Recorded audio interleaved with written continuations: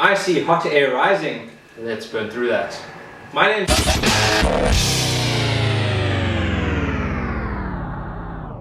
Dax. My name's Nick. And welcome to the Call Room, our Rugby Chat YouTube channel. So this week we're only going to be doing one video, nice rapid fire type of thing, where we're just going to go through a review of the week, our standard ref rating system, nice little surprise waiting for Dax, and then a little preview round, like discussion of round 8 coming up. So let's just dive straight into it. Start off the week, Chiefs versus Highlanders, game, New Zealand derby.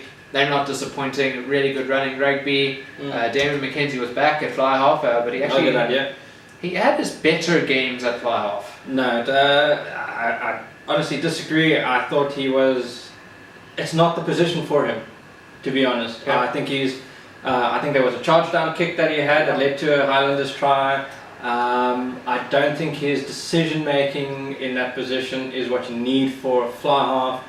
He's much better suited at fullback. In my honest opinion, I think he's really great coming back from back to forward, linking in with the backs. Yep. So not his best showing, but Chiefs getting the 5 points needed to get ahead of the Highlanders, who are very spirited and stayed in the game throughout it. I mean, it was low scoring first half. Second half, we saw them with a little bit more enterprise and much broader gameplay, but at the end there has to be a winner, and we guessed it right. The Chiefs at home securing the win. Yeah, and then we move quickly on to Rebels vs Hurricanes, another game on Friday. Must say that while the Rebels have been performing well, this was the first time coming up against New Zealand opposition, and we both called it and said it wasn't going to happen. Sorry Rebels, but Hurricanes are just too good, and that was shown. There was a Barrett masterclass. Once again, great running rugby by number 11 from the Hurricanes. I think it's Lamb. Could be mistaken though. He had some fantastic runs. He was breaking tackles, and just overall, like, the Rebels were in it for the first 20 minutes, maybe. If you want to stretch it, let's say first half. But again, New Zealand teams just show they play till the 90th minute, and they just ran in those extra points towards the end, eventually winning the game 1950. Yeah, so a real New Zealand masterclass. The Hurricanes had that disappointing first game against the Bulls, and then have really come back as the weeks have progressed, playing some really good, solid rugby. The Barrett brothers are the core for that team, and it's really, really showing how they link up play, link the forwards to the backs, and vice versa. So yeah, Hurricanes with a really, really good, well-deserved win. Following that, on Saturday, it was the Blues versus the Sharks.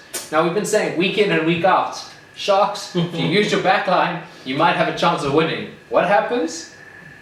They use their backline, and this is the first time I've actually seen the Sharks actually play rugby this whole Super Rugby season. Yes, it was a high-scoring game, and a lot of it, a lot of the reason why the Sharks stayed ahead most of the time is due to the boot of Robert du Preez, who had 13 out of 13 kicks at goal, which is an outstanding stat, as well as getting a try for himself.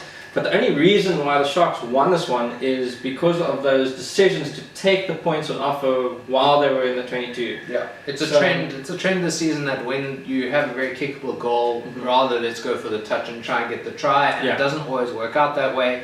The Sharks clearly had a game plan going into this that whatever they could, if they could get 3 points, they were getting the 3 points. Yeah, and it worked. I mean, they were locked at the same tries at the end of the match. It was 6-6. Yeah, and the only difference really being those penalties. Yeah, so I mean, the Blues really need to work on their discipline going forward. Lots of penalties within their own half. And even though Robert du Preez's range isn't the greatest, his accuracy was spot on. And literally, if it was in the Blues half, it was 3 points. He really is putting up his hand for possibly Springbok potential come June Test Series, as well as his brother. His brother Jean-Luc had a fantastic game as well. Barnstorm. Really great ball carrying and all that, and we'll have to wait and see what Dan does when he comes back into the field in the coming weeks. I mean, both are a very good physical presence. It's nice to see the Sharks actually on the winning score sheet this week. Yeah, for once. Yeah. Then Australian derby, Brumbies versus Waratahs. Yeah. Shame. This game had promise. Pity Israel Folau got injured in the first 4 minutes, and you could see the Waratahs really struggled after that. Yeah. They really, even the commentators were saying they built their game plan around having Folau running deep from deep, and just his lack of presence really hurt the Waratahs. It was a bit of a stop-start game in my opinion. Brumbies, very few stand-up players. Leleofano, decent game, but I feel like that captain's armband is weighing down on him quite a bit. Or if maybe it's nervousness coming back from obviously his cancer treatment. That his game is just not quite up there. Number 6 for the Brumbies, McCaffrey. If he's not in a Wallabies jersey this year, I don't know what to say, because he really outplayed anyone a flank on the field, including David Pocock. Although it was nice to see Pocock on the field again, and that was a really good battle. Pocock versus Hooper. Yeah, it was a good battle. I mean, Pocock and Hooper will probably be in the Australian plans.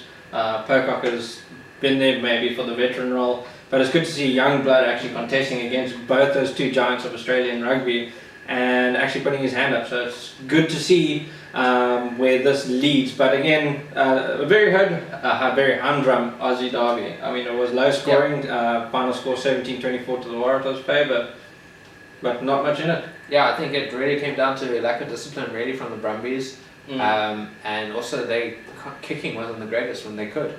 We'll move on to the next game on the Saturday, Bulls versus Stormers. Now we'll get into the referee controversy in the ref section. Let's hold that back. But not the best South African derby that we've seen in a while. It was very messy. It was very scrappy. Stormers very ill-disciplined in the beginning. Bulls had some discipline issues of their own as well. There was no flow to the game.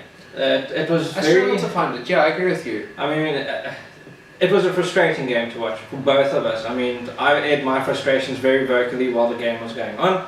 Nick more quietly.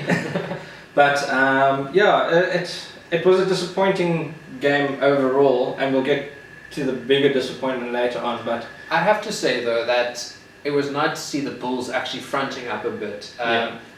Everyone said it, even Nick Mallett said it in the studios, the Bulls forwards dominated the Stormers forwards. They said, we're rocking up to this party and we're going to show them who's boss. And the Stormers, especially that first scrum of the game, the Stormers known for that powerhouse scrum. Stephen Kitsoff was starting, Wilco Lowe was starting, and those are arguably the two best props right now in the competition. The Bulls pack was just like, fuck you, and drove them backwards. That was great to see. Stormers forwards were not at their best.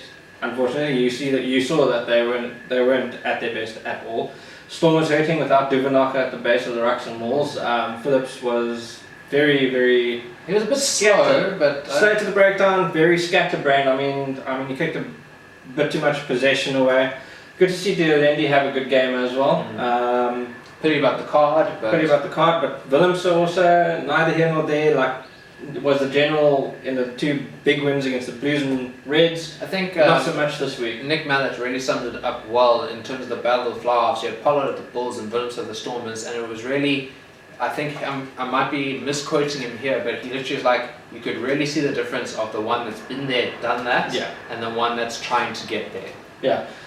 One of the reasons why we didn't pick Willems in our Springbok picks last week was the fact that he's still young, and we would like to see a bit more seasons under his belt, put it that way. I mean, get some more maturity in Super Rugby and Currie Cup. I mean, he could probably play for the under-20s. I would like to see him play the under-20s at the World Cup this year. We don't want to see him rushed into the Springbok jersey. I think Pollard is definitely our first choice fly half at the present moment, followed by Robert de Pre as our second choice. So let's leave it at that.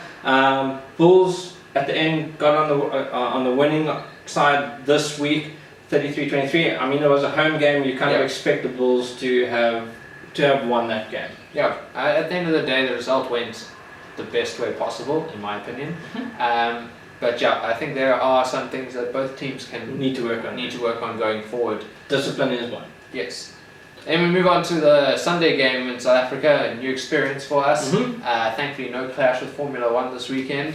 The Lions versus the Crusaders. I mean, this was test match rugby. It was also boring test match rugby. I mean, it was billed the replay of the final, And- Quagga Smith versus the Crusaders because of his stupidity last year. But I mean, halftime score was 5-0 to the Lions. I mean, it would have been higher than that if the two Crusaders tries weren't disallowed for forward passes. But again, it wasn't a great South African showing by the Lions at all.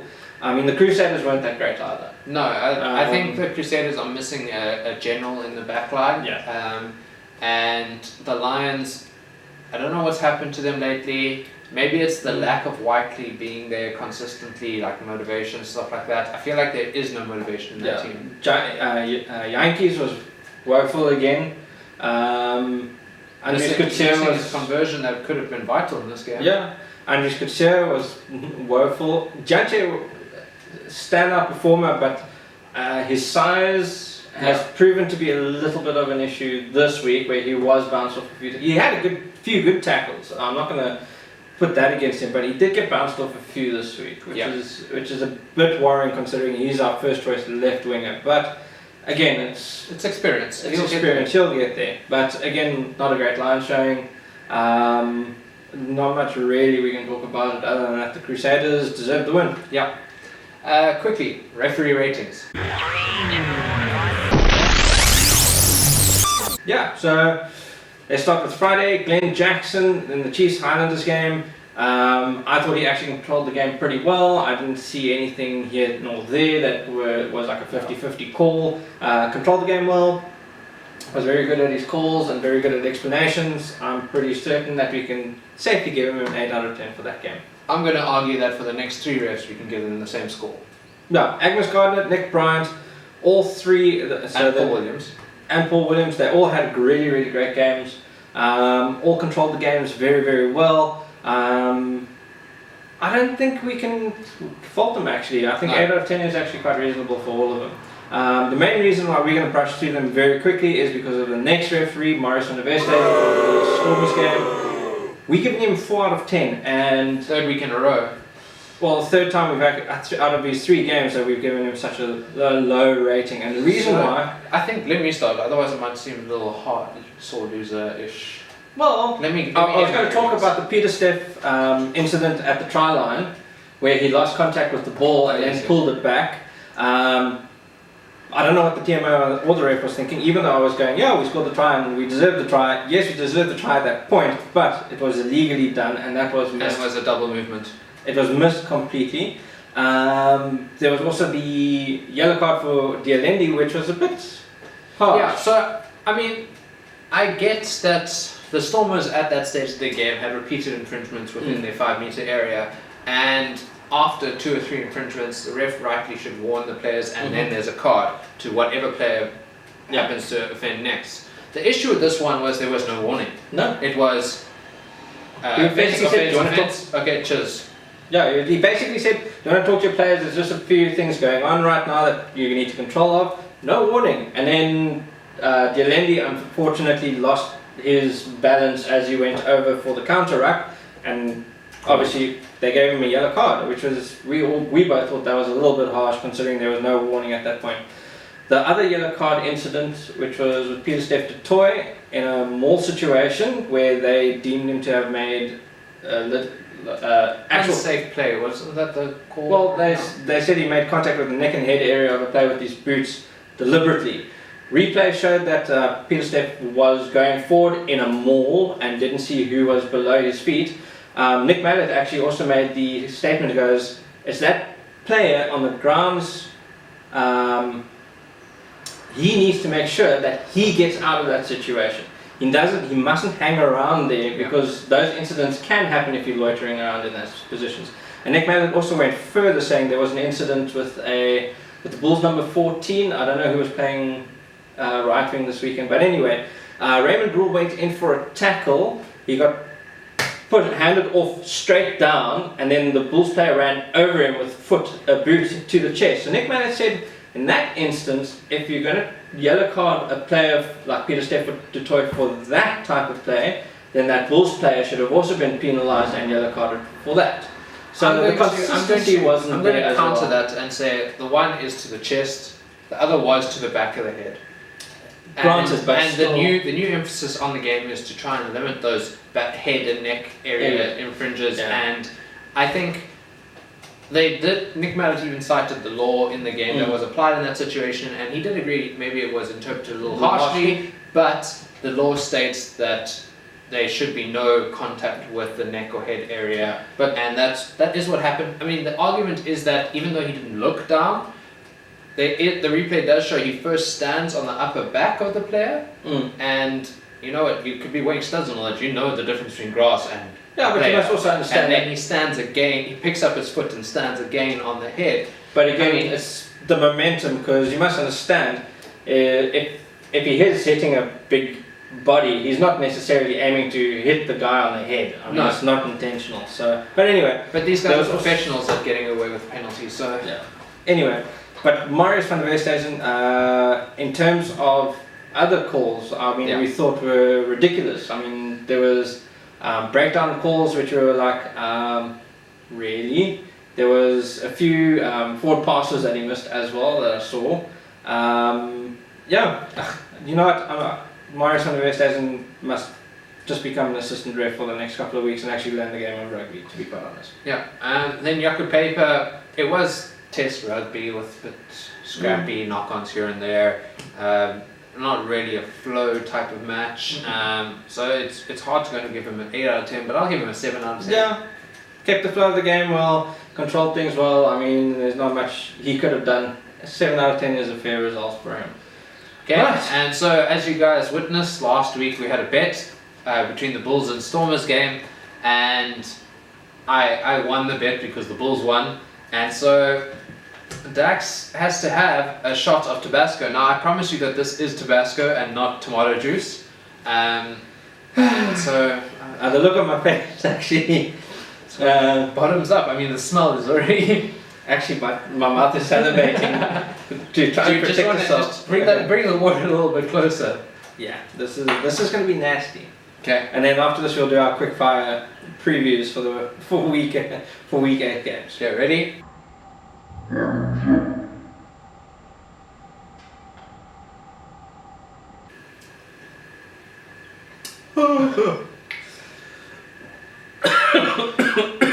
You alright? I'm alright. Okay. Okay, I'll do a lot of the talking now. Okay. Well done. So going forward, that will be the loser's outcome whenever we have a contentious decision to make. I mean, we make a public bet. So Hurricanes vs Sharks is the Friday match. Even though the Sharks played really well against the Blues, the Hurricanes are on fire with the Barron brothers, Lum, essentially that whole team is on fire. I'm going to have to go Hurricanes on this one, probably by 10 points minimum. Well, 5 to 7, roughly. If the Sharks show up and get a few tries in, it could be a close game. That voice is... Okay, Sunwolves versus Waratahs. Sunwolves, I know they have been impressing us a lot lately, but they're coming off a very, very heavy defeat to the Chiefs. They had the bye last week, but I think the Waratahs have this one, especially coming off a decent derby win against the Brumbies. So I'm going to say Waratahs by 10. Yep. Moving on, Chiefs versus Blues. New Zealand derby, excited for this, but the Blues coming off the loss to the Sharks. Yep. Chiefs had a decent game against the Highlanders, so Chiefs for me probably by 5.7 points ish. Yeah, Blues have been with the whipping boys. Woo! So Chiefs for me on this one. Okay, Brumbies versus Reds, Australian derby. I'm going to have to, this is a tough one. The Reds haven't exactly been performing to their potential, but neither have the Brumbies. Nope. I feel like I'm going to go Brumbies just because they're purely at home. Yeah, but you must remember the Brumbies lost at home this past week. I'm going to say it's a 50-50 game at best. Let's see whoever shows up on the day. Yeah.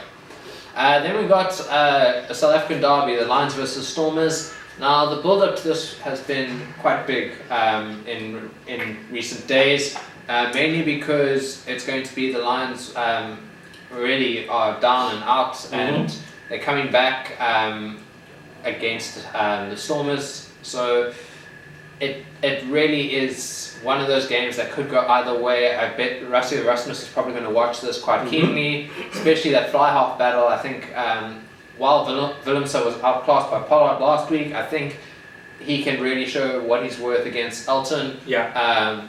So I'm going to have to say Stormers on this one, and that hurts me to say. But I'm going to go for Stormers just because the Lions just aren't gelling. No, the Lions aren't gelling. The Stormers, if they can get that forward dominance back again, I'm pretty sure that the Lions will be under a lot of pressure, especially at scrum time. You'll see the Stormers get more ruck and ball. Hopefully we'll have Duvenacher back, but it's unlikely because he popped a rib, so we'll probably start with Phillips again. Lions, if they start getting like they did in week 1 and week 2, Stormers could probably be at the wrong end of this one, but Stormers heading after the Bulls one, I'm pretty sure that if they do come out with the forwards and play really good rugby, they have a good chance of beating the Lions. Yeah, and by the time this game kicks off, they would have adjusted to the altitude, so that shouldn't be a problem. So yeah, I'm going to go Stormers, not by much, I'm going to say 3-5. Yeah, 3-5. Then finally Sunday's game, or late Saturday for South Africa at any rate. Jaguares versus Crusaders in Argentina.